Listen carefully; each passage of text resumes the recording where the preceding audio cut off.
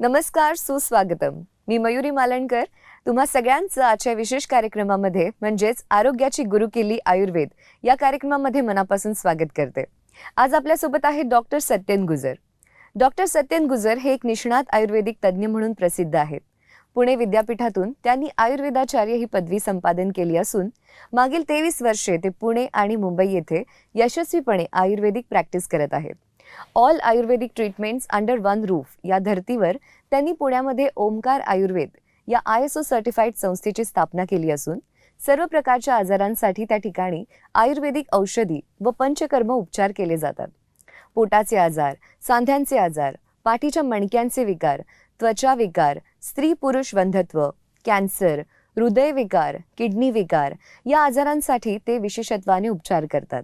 Critical म्हणजेच अवघड cases बरे करण्यामध्ये त्यांचा हातखंड असून त्यांच्या या कार्याबद्दल त्यांना आतापर्यंत अनेक पुरस्कारांनी गौरवण्यात आलेले आहे.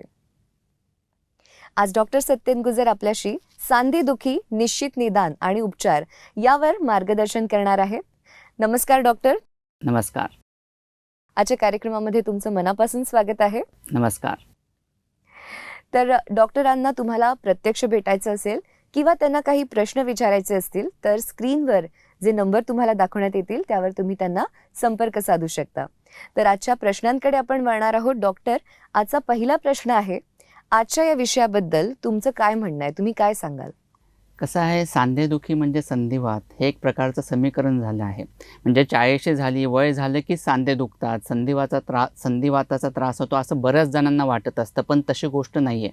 ऑब्व्हियसली 40-50 नंतर सांधेदुखीचे पेशंट हे भरपूर प्रमाणात दिसत असतात, पण वयाच्या 20-25मध्ये सुद्धा सांधेदुखीचा त्रास असतो. 10 वर्षाच्या मुलामुलींना सुद्धा सांधेदुखीचा त्रास होऊ शकतो.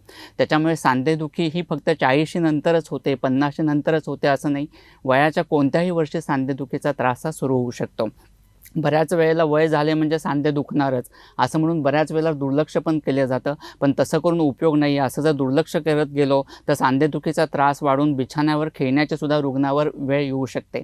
त्याच्यामुळे सांधेदुखीचं निश्चित निदान होणं ही गोष्ट खूप महत्त्वाची आहे.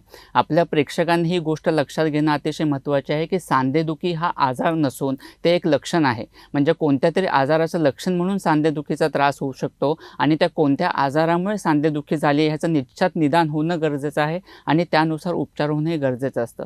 बऱ्याच वेळेला काय होतं, सांधेदुखीचा त्रास सुरू झाला की तात्पुरते उपचार केले जातात.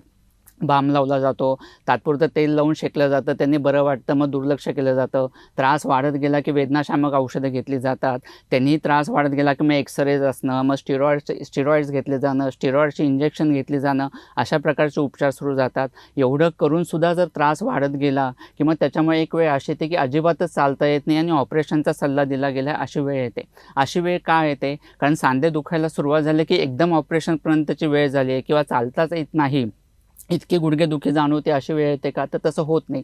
त्रास हा हळूहळू वाढत जाणारा असतो, पण एक ते योग्य उपचार होत नाहीत. आपली सांधेदुखी कोणत्या कारणामुळे हो ह्याचं निदान होत नाही आणि तात्पुरते उपचार केले जाणं हे बऱ्याच पेशंटमध्ये दिसून येत असतं.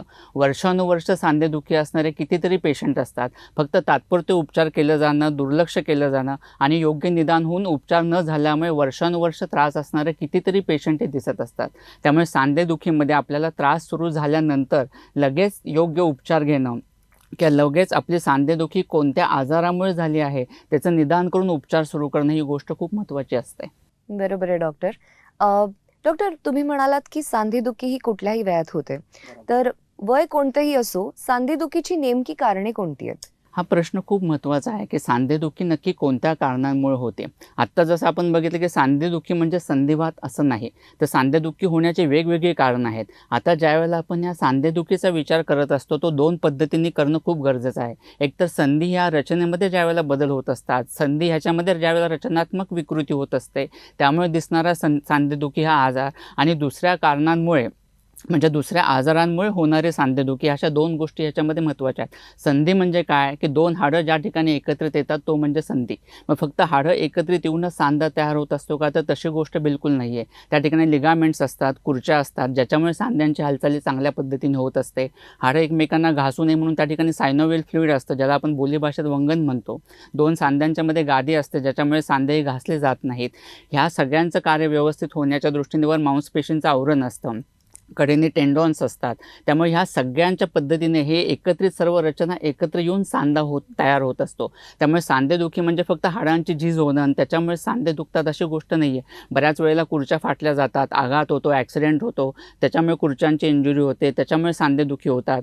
बऱ्याच वेळेला बरसा नावाचा प्रकार असतो, म्हणजे सांधे एकमेकांना घासले जाऊ नयेत, ते वरच्या मांसपेशींना घासले जाऊ नयेत म्हणून मग तैलग्रंथी असतात, ज्याला बरसे म्हणतात.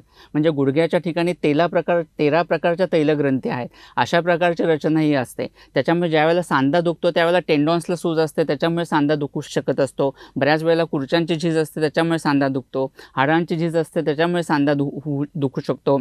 बऱ्याच वेळेला TB असतो सांध्यांचा, त्याच्यामुळे दुखावा असतो. इतर वेगवेगळे इन्फेक्शन्सचा परिणाम सांध्यांवर होतो, त्याच्यामुळे सांधेदुखी होत असते.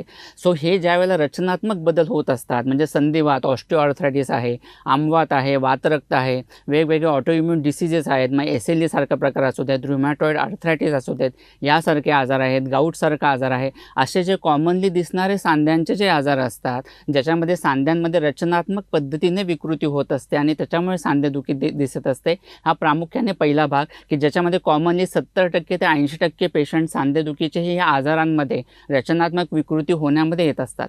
दुसरा जो भाग आहे 20 ते 30% पेशंट हे दुसऱ्या कॅटेगरीमध्ये येत असतात, की ज्याच्यामध्ये सांधेदुखी खूप मोठ्या प्रमाणात दिसत असते. पेशंटला खूप दिवस सांधेदुखीचा त्रास होत असतो, पण ज्यावेळेला एक्सरेज काढतो, MRI काढतो, त्यावेळेला सगळे रिपोर्ट्स नॉर्मल येत असतात.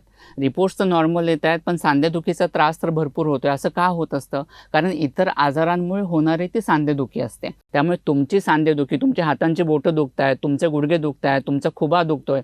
बऱ्याच पेशंटमध्ये अवॅस्क्युलर नेक्रोसिस असतं, म्हणजे खुब्यांच्या ठिकाणी रक्तवाहिन्यांचा सप्लायच व्यवस्थित होत नाही आणि त्याच्यामुळे खुबा खूप दुखत नसतो, चालता येत नसतं, अशी परिस्थिती असते. बऱ्याच पेशंटमध्ये पाठीच्या मणक्याच्या संबंधित आजार असतात, पाठदुखी असते, ती सुद्धा मणके एकमेकांना ज्या सांध्यांनी जोडले त्याची विकृती असते म्हणून सांधेदुखी असते. सो याचे इतके वेगवेगळे प्रकार आहेत. सो आपली सांधेदुखी नक्की कोणत्या कारणांमुळे होते? सो फक्त त्यात तात्पुरती वेदनाशामक औषधं, कॅल्शियम घेऊन हा प्रॉब्लेम सॉल्व्ह होणारा नसतो, तर त्या मूळ कारणापर्यंत जाऊन उपचार होणं खूप गरजेचं असतं. बरोबर आहे.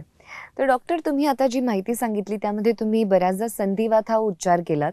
तर संधिवात म्हणजे नेमकं काय? त्यामध्ये सांध्यांमध्ये काय बदल होतात आणि त्यावरील आयुर्वेदिक उपचार काय ते देखील आम्हाला सांधेदुखीचा ज्यावेळेला आपण विचार करतो, जसं आपण आत्ता म्हणलं की सांधेदुखीमध्ये महत्त्वाचा आजार जो कोणता येतो तो संधिवात, म्हणजेच आपण ऑस्टिओआर्थरायटिस ज्याला असं म्हणत असतो. 40-50 नंतर गुडघे तुमचे खूप दुखत आहेत, खुबे तुमचे खूप दुखत आहेत, पटकन उठता येत नाही आहे, पटकन वागता येत नाही आहे, चालताना त्रास होतो. ही सगळी लक्षणं कशामुळे होत असतात? तर ती सांध्यांची झीज झाल्यामुळे होत असतात. आयुर्वेदानुसार याला संधिगत वात असं म्हणलं जातं. म्हणजे सांध्यांच्या ठिकाणी वात खूप वाढणं आणि तो वात वाढल्यामुळे सांध्यांची झीज होणं आणि त्याच्यामुळे होणारा आजार म्हणजे संधिवात. ही अचानक होणारी गोष्ट असते असं नाही आहे. पहिला 20 वर्षाचा काळ हा कफाचा असतो, म्हणून लहान मुलांना सर्दी वगैरे अशी लक्षणं जास्त, सर्दी खोकल्याचा त्रास, दम्याचा त्रास खूपच असतो. 20 ते 40 हे जो वयोगट असतो तो पित्ताचा असतो, त्यामुळे ह्या काळामध्ये पित्ताशी संबंधित आजार जास्त होत असतात. 40 नंतर तुमच्या शरीरामध्ये वात खूप वाढायला लागतो आणि जितका शरीरात वात वाढतो तितकी झीज ही जास्त प्रमाणात होत असते. वात आणि अस्थी यांचा आश्रयाश्रय संबंध आहे, त्यामुळे वात जितका वाढणार तितका त्याचा परिणाम हा सांध्यांवर आणि मणक्यांवर जास्त प्रमाणात होणार, त्यांची झीज जास्त प्रमाणात होते. त्यामुळे 40 नंतर शरीरात कोणती नवीन गोष्ट तयार झाली असं होत नाही, तर शरीराची झीजच व्हायला सुरुवात होत असते. सो संधिवाताच्या पेशंटमध्ये लक्षणं काय दिसत असतात कॉमनली? अशा पेशंटला बसून राहिलं की जनरली त्रास खूप होतो, अशी गोष्ट होत नाही, पण चालायला सुरुवात केली की सांधे दुखायला लागतात, कारण मधली गादी झिजते, हळूहळू बोनी स्पर्स तयार होतात, ऑस्टिओफाइट्स त्या ठिकाणी वाढतात, मुळे चालल्यानंतर सांधे दुखायला लागणं हे लक्षण ह्याच्यामध्ये जास्त दिसतं. गुडघ्यांना झीज जास्त प्रमाणात असते, खुबे दुखत असतात, इतर सांधेसुद्धा ह्याच्यामध्ये दुखत असतात, पायांमध्ये शक्ती नाही असं वाटतं, उठता बसताना खूप त्रास होतो. जनरली जिने उतरताना, कारण जिने उतरताना तुमच्या शरीराचा पूर्ण भार हा गुडघ्यांवर येत असतो, त्याच्यामुळे जिने उतरताना त्रास होतोय, जिने चढताना गुडघा दुखायला लागतो, हे तुमचं पहिलं लक्षण असतं की आपली झीज सुरू झाली आहे, त्याच्याकडे काहीतरी लक्ष देणं गरजेचं आहे. तुम्ही तसंच जर पुढे गोष्टी चालू ठेवल्या आणि गुडघ्यांवर ताण जास्त पडत असेल तर ही जास्त प्रमाणात झीज जास्त प्रमाणात होत असते आणि ह्या गोष्टी वाढत गेल्या, मधलं वंगण कमी होत गेलं, मधली गादी ज्याला आपण मेनिस्कस म्हणतो ती झिजायला सुरुवात होते आणि ती जितकी जास्त झीज होईल तितकी ऑस्टिओआर्थरायटिसच्या संधिवाताच्या ग्रेड्स असतात. मग अशासाठी आयुर्वेदिक उपचार कशा पद्धतीने उपयोगी होत असतात? सो त्रास तुमचा सुरू झाल्या लगेच आयुर्वेदिक उपचार सुरू करणं खूप गरजेचं आहे. इव्हन कितीतरी पेशंटला ज्यांना शस्त्रक्रियेचा सल्ला दिला जातो अशा पेशंटमध्ये सुद्धा आपण योग्य आयुर्वेदिक उपचार लगेच सुरू केले तर ऑपरेशनची वेळ न येता सुद्धा ह्या पेशंटमध्ये इम्प्रूव्हमेंट चांगल्या पद्धतीने होत असते. सो इथे वातशमन करणारी औषधं, वात कसा वाढणार नाही याची काळजी घेणं खूप गरजेचं आहे. त्याच्यानंतर ती झीज कशी भरून होईल याच्यासाठी बृहन चिकित्सा खूप उपयोगी होत असते. आणि सगळ्यात शेवटी रसायन चिकित्सा म्हणजे नवीन पेशी तयार होणं, ही गोष्ट सुद्धा आयुर्वेदिक औषधोपचारांनी होऊ शकते. सो त्याच्यासाठी उपचार होणं गरजेचं असतं. सो पंचकर्म, वाढलेला वात बाहेर काढून टाकण्याच्यासाठी बस्ती अतिशय उत्तम होत असतात. जानुबस्ती, जानुधारासारखे पंचकर्म उपचार असतात, पिंडस्वेदसारखे पंचकर्म उपचार असतात. ह्याचा उपयोग खूप चांगला होतो. आणि वातशमन चिकित्सा, बृहन आणि रसायन चिकित्सा ह्या पद्धतीने आपण जर संधिवातावर काम केलं, असे उपचार सुरू केले तर जवळजवळ 90% पेशंटमध्ये इम्प्रूव्हमेंट आपल्याला चांगले होऊन ऑपरेशनपर्यंत जाण्याची वेळ आली असं होणार नाही आणि त्यांचा त्रास हा कमी होऊ शकतो. तर डॉक्टर सत्यन गुजर आपल्याला फार छान माहिती देत आहेत. काही महत्त्वाचे प्रश्न आहेत, पण आता वेळ झालेली आहे ब्रेकची. तुम्ही कुठेही जाऊ नका, पाहत राहा आमचा हा आरोग्यविषयक विशेष कार्यक्रम. ब्रेक नंतर पुन्हा एकदा तुम्हा सगळ्यांचं मनापासून स्वागत आहे. आपल्यासोबत आहे डॉक्टर सत्यन गुजर. डॉक्टर, वळणार आहोत आपल्या पुढच्या प्रश्नाकडे. डॉक्टर, आमवात म्हणजे नेमकं काय आणि त्यामध्ये काय लक्षणं दिसतात? हा एक सांधेदुखीशी संबंधित असणारा महत्त्वाचा आजार असतो. आमवात म्हणजे कसं असतं, ज्यांची पचन प्रक्रिया व्यवस्थित नाही आहे, त्याच्यामुळे नको असणारे टॉक्सिन्स, विषारी पदार्थ, विषसदृश ज्या गोष्टी नको असणाऱ्या शरीरामध्ये तयार होतात, त्या शरीरामध्ये साठून राहणं, तिथून ते सांध्यांपर्यंत पोहोचणं आणि त्याच्यामुळे सांधेदुखी असणं, अशी लक्षणं, असा त्रास अशा पेशंटमध्ये होत असतो.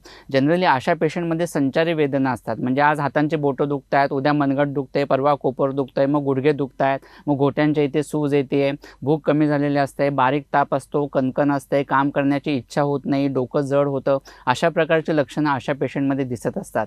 अगदी 15व्या-20व्या वर्षी सुद्धा हा त्रास होत असतो, ज्याला आज आपण ऱ्युमॅटिक फीवर असं म्हणत असतो. बऱ्याच मुलामुलींना होणारा पण हा त्रास आहे. 30-40मध्ये वयाच्या कोणत्याही वर्षी, अगदी 50-60 या वयामध्ये सुद्धा आमवात हा होत असतो. आणि ह्याच्यामध्ये जनरली पचन प्रक्रिया व्यवस्थित नसते आणि त्याच्यामुळे सांध्यांवर परिणाम होत असतो. मग शरीरातला कोणताही सांधा ह्याच्यामध्ये इन्व्हॉल्व्ह होत असतो. त्याच्यामुळे अशा पेशंटमध्ये तुम्हाला नुसते पेनकिलर्स किंवा कॅल्शियम अशी तात्पुरती औषध देऊन उपयोगच नाही. जोपर्यंत तुमची पचन प्रक्रिया व्यवस्थित होत नाही, अशा पेशंटमध्ये पाचन चिकित्सा खूप महत्त्वाची असते, की जेणेकरून नको असणारे टॉक्सिन जे सांध्यांपर्यंत पोहोचलेले आहेत त्यांचं पाचन करून ते बाहेर काढणं गरजेचं आहे. ते पुन्हा कसे तयार होणार नाही त्याची काळजी घेणं आवश्यक आहे आणि त्यानुसार उपचार होणं गरजेचं आहे. इथे सुद्धा आपल्याला पंचकर्म उपचार स्पेसिफिक बस्ती खूप उपयोगी होतात, पण ते हे वैतरण बस्ती, पाचन बस्ती असणं आवश्यक आहे. तर अशा पेशंटमध्ये रिझल्ट्स आपल्याला हे खूप चांगले मिळत असतात. त्याच्यामुळे आमवातामध्ये सुद्धा लाक्षणिक चिकित्सा न करता पाचन, वातशमन करणारी औषधेही उपयोगी होत असतात. तर डॉक्टर, वात रक्त म्हणजे काय आणि त्यामध्ये नेमकी काय लक्षणं दिसतात? वातरक्त हा खूप मोठा स्पेक्ट्रम आहे. म्हणजे आयुर्वेदाने जो वातरक्त हा व्याधी सांगितलेला आहे, ॲलोपॅथिकमध्ये असणारे कितीतरी सांध्यांशी संबंधित असणारे आजार ह्या वातरक्त ह्या व्याधीमध्ये येत असतात. गाऊट हा कॉमनली दिसणारा आजार आहे. ऱ्युमॅटॉइड आर्थरायटिस, RA पॉझिटिव्ह असणं हाही त्याच्यामध्ये येणारा आजार असतो. कितीतरी SLE सारखे, स्क्लेरोडर्मासारखे असे ऑटोइम्युन डिसीजेस आहेत की ज्याच्यामध्ये सांध्यांवर परिणाम होत असतो. हे सगळे वातरक्तामध्ये येणारे असतात. म्हणजे वातरक्ताचा स्पेक्ट्रम किती मोठं हे आपल्याला लक्षात येईल. इन्फ्लामेटरी जॉईंट डिसीजेस जे सगळे असतात ते सगळे वातरक्तामध्ये येत असतात. म्हणजे ह्याच्यामध्ये एका बाजूला वातदुष्ट होत असतो, रक्ताची दृष्टी जास्त प्रमाणात असते, अँटीजन अँटीबॉडी रिॲक्शन ह्याच्यामध्ये घडून येत असते. म्हणजे शरीरातल्या इम्युन सिस्टीमच्या पेशी, संरक्षण पेशी या सांध्यांवरच अटॅक करत असतात. त्याच्यामुळे होणारे जे आजार असतात त्या सगळ्यांचा समावेश याच्यामध्ये होत असतो. जनरली अशा पेशंटमध्ये हातांची बोटं खूप दुखणं, हातांची बोटं स्टिफ होणं, सकाळी उठल्या आखडली जाणं, पटकन मुवमेंट सांध्यांच्या करता न येणं, पटकन उठता न येणं, पाठ कंबर भरून येणं, गुडघे जास्त प्रमाणात दुखणं, गोठ्यांना सूज असणं. गाऊट ह्या आजारामध्ये स्पेसिफिक हातांचे अंगठे, पायाचे अंगठे या ठिकाणी सूज असते. आरक्तता, रक्तवर्णिता तिथं जास्त प्रमाणात असते आणि ठणका खूप जास्त प्रमाणात असतो, कारण नको असणारे युरिक ॲसिडचे क्रिस्टल्स तिथे येऊन साठून राहत असतात. सो अशा पेशंटमध्ये सुद्धा हा रक्तातला वात कमी होण्याच्या दृष्टीने ट्रीटमेंट होणं खूप गरजेचं असतं. या पद्धतीने जे अँटीजन अँटीबॉडी रिॲक्शन शरीरात घडून येते ती कशी घडून येणार नाही त्या पद्धतीने पद्धतीने उपचार होणंही गरजेचं आहे. अँकिलोजिंग स्पॉन्डिलायटिस हा एक महत्त्वाचा आजार अजून ह्याच्यामध्ये येत असतो. जनरली ह्याच्यामध्ये मान, पाठ, कंबरच जास्त प्रमाणात दुखते, पण तो एक संधिवात असतो आणि वयाच्या 20पासून 35व्या वर्षांपर्यंत कोणालाही तो होऊ शकतो. वातरक्तामध्ये बस्ती ही अर्धी चिकित्सा असते, त्याच्यामुळे बस्तीचा ह्याच्यामध्ये खूप उपयोग होतो. एका बाजूला रक्तप्रसारण चिकित्सा करणं खूप गरजेचं असतं, रक्तदृष्टी कशी कमी होईल हे बघणं गरजेचं असतं आणि वातशमन करणारी चिकित्सा गरजेचं असतं. वातरक्तात ह्या पद्धतीने ज्या वेळेला आपण उपचार करू शकतो तरच हे ऑटोइम्युन डिसीजेस सारखे आजार, नाही तर ऑटोइम्युन डिसीजेस हे आजार असे आहेत की आयुष्यभर ते पेशंटच्या बरोबर राहतात आणि त्याला प्रॉपर ट्रीटमेंट न केल्यामुळे आणि स्वभावानुसार तो आजार वाढत गेल्यामुळे ह्याच्यापासून सफर होणारे कितीतरी पेशंट दिसत असतात. सो ह्याच्यातून आपल्याला पूर्ण बाहेर पडायचं असेल तर त्याला प्रॉपर आयुर्वेदिक उपचार हीच यात संजीवनी आहे. तर डॉक्टर, बऱ्याच जणांना हा प्रश्न असेल की पाठीच्या मणक्यामध्ये सुद्धा संधिवात होऊ शकतो का? अगदी कॉमनली दिसणारे पेशंट असतात. बऱ्याच वेळेला पाठ दुखते म्हणजे आपल्याला स्पॉन्डिलायटिसचाच त्रास आहे असं समजून चालणारे पेशंट असतात, पण 40-50 नंतर ज्यांना पाठदुखी असते असे सगळे पेशंट स्पॉन्डिलोसिस या आजाराचे असतात. आणि स्पॉन्डिलोसिस म्हणजे पाठीच्या मणक्यांचा संधिवात. पाठीचे मणके ज्या सांध्यांनी जोडले गेलेले आहेत त्या सांध्यांची झीज होणं आणि ते झीज झाल्यामुळे जी लक्षणे दिसत असतात, स्वाभाविक आहे, सांध्यांची झीज झाली की त्यांच्यातली गॅप कमी होते, त्याच्यामुळे गादी दबली जाते, ती खाली सरकते, नसा दबल्या जातात आणि पुढचे सगळे आजार म्हणजे कॉर्ड कॉम्प्रेशन असू देत, सायाटिका असू देत, त्याच्यामुळे मान, पाठ, कंबर दुखणं, हातापायांना मुंग्या येणं, बधिरपणा जास्त प्रमाणात जाणवणं आणि जर ही नस दबणं हा प्रकार वाढत गेला तर त्याच्यामुळे पॅरालिसिससुद्धा होऊ शकतो. सो पाठीच्या मणका हा सुद्धा हा अस्थिच आहे, हाडांपासून तयार झालेलेच हे असतात, त्याच्यामुळे स्वाभाविक आहे वाताचा परिणाम जसा सांध्यांवर होतो म्हणजे गुडघ्यांसारख्या सांध्यांवर होतो तसा तो ऑब्व्हियसली पाठीच्या मणक्यांवर होतो, पाठीच्या मणक्यांच्या सांध्यांवर होतो आणि त्याचा परिणाम म्हणून पाठदुखी, कंबरदुखी, सायाटिका सारखे आजार बरेच वर्ष राहणं अशी गोष्ट होऊ शकते. त्यामुळे अशा पेशंटमध्ये सुद्धा आपल्याला संधिवाताप्रमाणे झीज होऊ नये म्हणून व झीज भरून आणण्याच्या दृष्टीने वातशामक उपचार करणं, पिंडस्वेद असू देत, कटिबस्ती, मन्याबस्ती यासारखे पंचकर्म उपचार करणं ह्याचा उपयोग खूप चांगल्या पद्धतीने होत असतो. आणि सगळ्यात महत्त्वाचं म्हणजे सांध्यांच्या सगळ्या आजारांमध्ये रसायन चिकित्सा ही खूप महत्त्वाची असते. झालेली झीज भरून आणणं ही गोष्ट फक्त रसायन औषधांनीच होऊ शकते आणि त्याच्यासाठी आपल्याला शमन चिकित्सा झाल्यानंतर, पाचन चिकित्सा झाल्यानंतर रसायन बृहण चिकित्सा करणं हे खूप आवश्यकच राहतं.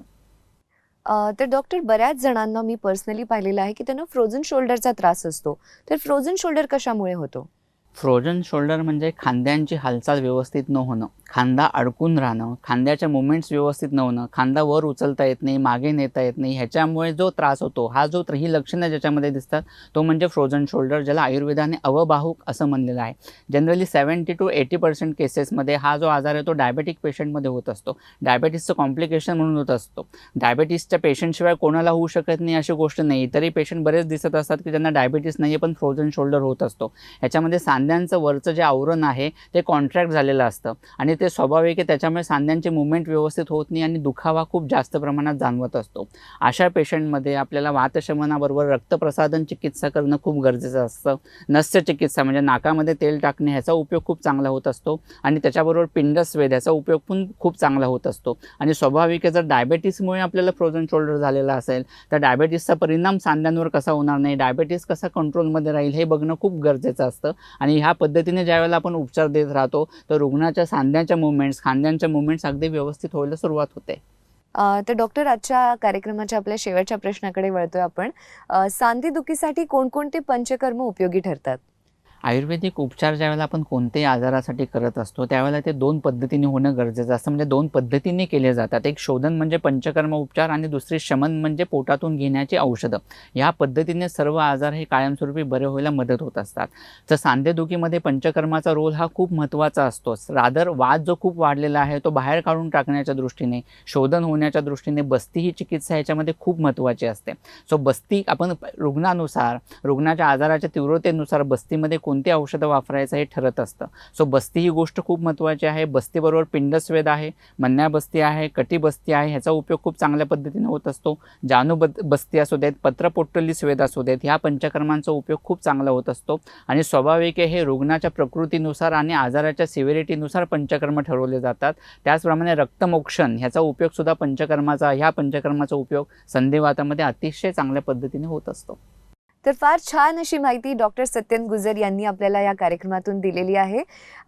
तुमच्या मनात आणखीन बरेच काही प्रश्न असतील, जर तुम्हाला डॉक्टरांना थेट भेटायचं असेल तर स्क्रीनवर दिल्या गेलेल्या नंबरवरती तुम्ही त्यांना संपर्क साधू शकता. डॉक्टर धन्यवाद, आज तुम्ही इथे आलात, आम्हाला एवढं छान मार्गदर्शन केलं, त्याबद्दल तुमचे खरंच मनापासून आभार. थँक्यू.